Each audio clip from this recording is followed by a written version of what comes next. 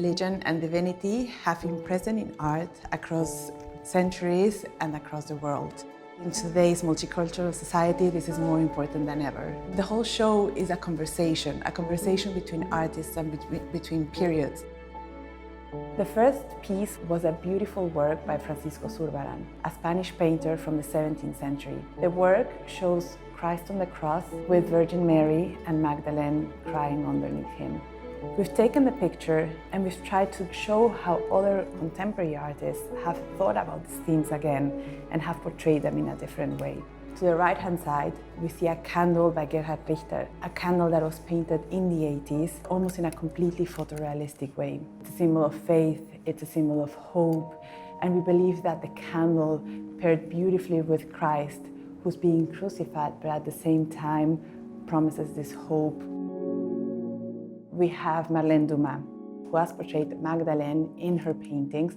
This particular painting is inspired by the person that looked after her when she was a child. We wanted to show how Magdalena could look so different in Zurbarán's painting and then in Marlene Dumas.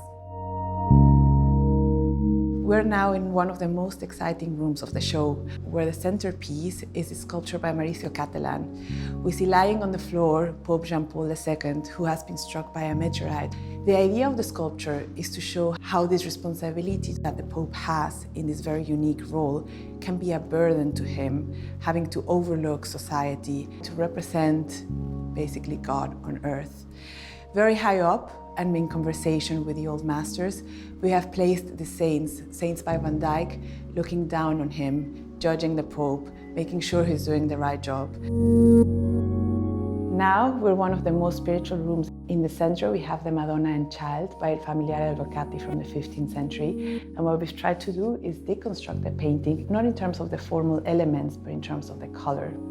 To the right, we have a painting by Mark Rothko, who brings out the red and the black.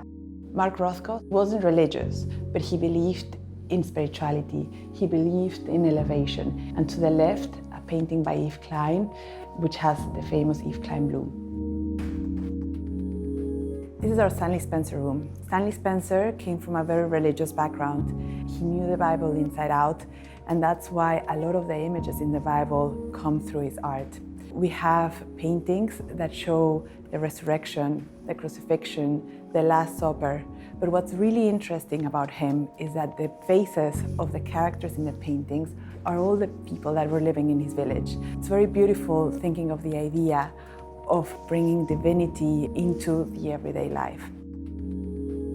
We've created a conversation with a triptych from the 16th century, which shows Christ just after he has been crucified.